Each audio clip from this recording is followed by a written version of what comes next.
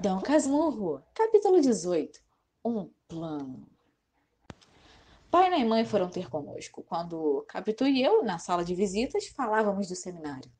Com os olhos em mim, Capitu queria saber que notícia era aquela que me afligia tanto. Quando lhe contei o que era, fez-se cor de cera. Mas não quero, acudiu logo. Não quero entrar em seminários, não entro. É escusado teimarem comigo, não entro. Capitu, a princípio, não disse nada. Recolheu os olhos, meteu-os em si e deixou-se estar com as pupilas vagas e surdas. A boca entreaberta, toda parada. Então eu, para dar força às afirmações, comecei a jurar que não seria padre. Naquele tempo jurava muito, e rijo, pela vida, pela morte.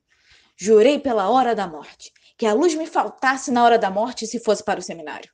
Capitu não parecia crer nem descrer, não parecia sequer ouvir. Era uma figura de pau. Quis chamá-la, sacudi-la, mas faltou-me o ânimo. Essa criatura que brincara comigo, que pulara, dançara, creio até que dormira comigo, deixava-me agora com os braços atados e medrosos. Enfim, tornou a si, mas tinha a cara lívida e rompeu nessas palavras furiosas. Beata! Carola! Papamissas! Fiquei aturdido. Capitu gostava tanto de minha mãe dela, que eu não podia entender tamanha explosão. É verdade que também gostava de mim, e naturalmente mais, ou melhor, ou de outra maneira. Coisa bastante a explicar o despeito que lhe trazia a ameaça da separação. Mas os impropérios, como entender que lhe chamasse nomes tão feios e principalmente para deprimir costumes religiosos que eram seus, que ela também ia à missa, e 3 ou 4 vezes minha mãe é que a levou, na nossa antiga sede. Também lhe deram um rosário, uma cruz de ouro e um livro de horas. Quis defendê-la, mas Capitu não me deixou. Continuou a chamar-lhe Beata e Carola, em voz tão alta que tive medo que fosse ouvida dos pais. Nunca a vi tão irritada como então. Parecia disposta a dizer tudo a todos. Cerrava os dentes, abanava a cabeça. Eu, assustado, não sabia o que fizesse. Repetia os juramentos, prometia ir naquela mesma noite declarar que, em casa que por nada neste mundo entraria no seminário. Você? Você entra. Não entro. Você verá se entro ou não. Calou-se outra vez. Quando tornou a falar, tinha mudado. Não era ainda a Capitu do costume, mas quase. Estava séria, sem aflição, falava baixo. Quis saber a conversação da minha casa. Eu contei-lhe toda, menos a parte que lhe dizia a respeito. E que interesse tem José Dias em lembrar isto? Perguntou-me no fim. Acho que nenhum, só para fazer mal. É um sujeito muito ruim. Mas deixe estar que há de me pagar. Quando eu for dono da casa, quem vai para a rua é ele. Você verá. Não me fica um instante. Mamãe é boa demais, dá-lhe atenção demais. Parece até que chorou. José Dias? Não, mamãe. Chorou por quê? Não sei, ouvi só dizer que ela não chorasse, que não era coisa de choro. Ele chegou a mostrar-se arrependido e saiu. Eu, então, para não ser apanhado, deixei o canto e corri para a varanda. Mas deixe estar, que ele me paga. Disse isto fechando o punho e proferi outras ameaças. Ao relembrá-las, não me acho ridículo. A adolescência e a infância não são, neste ponto, ridículas. É um dos seus privilégios. Este mal ou este perigo começa na mocidade, cresce na madureza e atinge maior grau na velhice. Aos 15 anos há até graça em ameaçar muito e não executar nada. Capitu refletia. A reflexão não era coisa rara nela, e conhecia essas ocasiões pelo apertado dos olhos. Pediu-me algumas circunstâncias mais, as próprias palavras de uns e de outros, e o tom delas. Como eu não queria dizer o ponto inicial da conversa, que era ela mesma, não lhe pude dar toda a significação. A atenção de Capitu estava agora particularmente nas lágrimas de minha mãe. Não acabava de entendê-los. Em meio disto, confessou que certamente não era por mal que minha mãe me queria fazer padre. Era promessa antiga que ela, temente a Deus, não podia deixar de cumprir. Fiquei tão satisfeito de ver que, assim, espontaneamente, reparava as injúrias que lhe saíram do peito pouco antes, que peguei a mão dela e apertei-a muito. Capitu deixou-se ir, rindo. Depois a conversa entrou a cochilar e a dormir. Tínhamos chegado à janela. Um preto que, desde algum tempo, vinha apregoando cocadas, parou em frente e perguntou: Sinhazinha, quer cocada hoje? Não, respondeu Capitu. Cocadinha tá boa. Vá-se embora, replicou ela, sem rispidez. De cá, disse eu, descendo o braço para receber duas. Comprei-as, mas tive de comer sozinho. Capitu recusou. Vi que, em meio da crise, eu conservava um canto para as cocadas, o que tanto pode ser perfeição como imperfeição. Mas o momento não é para tais efeitos. Fiquemos em que a minha amiga, apesar de equilibrada e lúcida, não quis saber de doce. E gostava muito de doce. Ao contrário, o pregoão que o preto foi cantando, o pregoão das velhas tardes, tão sabido do bairro e da nossa infância.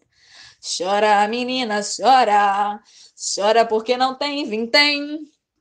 A modo que lhe deixaram uma expressão aborrecida. Da toada não era, ela sabia de cor e de longe. Usava repeti-las nos nossos jogos de puerícia, rindo, saltitando, trocando os papéis comigo, ora vendendo, ora comprando um doce ausente. Creio que a letra, destinada a picar a vaidade das crianças, foi a que enjoou agora. Porque logo depois me disse: se eu fosse rica, você fugia, metia-se no paquete e ia para a Europa. Dito isto, espreitou-me os olhos, mas creio que eles não lhe disseram nada, ou só agradeceram a boa intenção. Com efeito, o sentimento era tão amigo que eu podia escusar o extraordinário da aventura. Como vês, Capitu, aos 14 anos, já tinha ideias atrevidas. Muito menos que outras que lhe vieram depois. Mas eram só atrevidas em si. Na prática, faziam-se hábeis, sinuosas, surdas e alcançavam o fim proposto. Não de salto, mas aos saltinhos. Não sei se me explico bem. Suponde uma concepção grande, executada por meios pequenos. Assim, para não sair do desejo vago e hipotético de me mandar para a Europa, Capitu, se pudesse cumpri-lo, não me faria embarcar no paquete e fugir.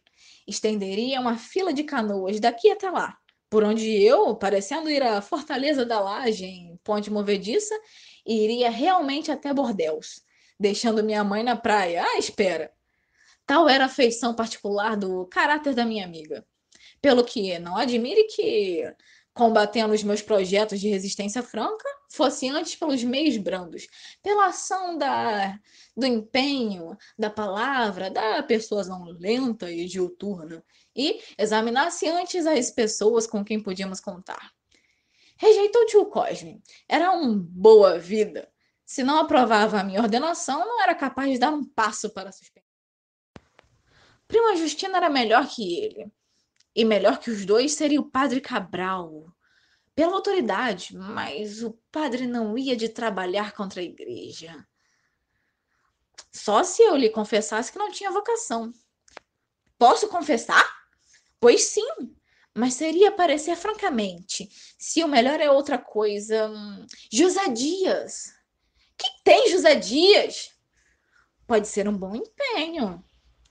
Mas se foi ele mesmo que falou, não importa, continuou o Capitu. Dirá agora outra coisa.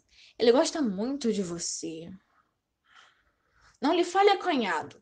Tudo é que você não tenha medo. Mostre que há de vir a ser dono da casa. Mostre que quer o que pode. Dê-lhe bem a entender que não é favor. Faça-lhe também elogios. Ele gosta muito de ser elogiado. Dona Glória presta-lhe atenção, mas o principal não é isso. É que ele, tendo de servir a você, falará com muito mais calor que outra pessoa. Não acho não, Capitu. Então vá para o seminário. Isso não. Mas que perde em experimentar? Experimentos. Faça o que lhe digo. Dona Glória pode ser que mude de resolução. Se não mudar, faça-se outra coisa. Mete-se então, Padre Cabral. Você não se lembra como é que foi ao teatro pela primeira vez? Há 2 meses? Dona Glória não queria. E bastava isso para que José Dias não teimasse. Mas ele queria ir. E fez um discurso, lembra-se? Lembra-me. Disse que o teatro era uma escola de costumes. Justo! Tanto falou que sua mãe acabou consentindo. E pagou a entrada dos dois. Ande, peça, mande! Olhe, Diga-lhe que está a ponto de ir estudar leis em São Paulo. Estremeci de prazer. São Paulo era um frágil biombo destinado a ser arredado um dia, em vez da grossa parede espiritual e eterna. Prometi falar a José Dias nos termos propostos.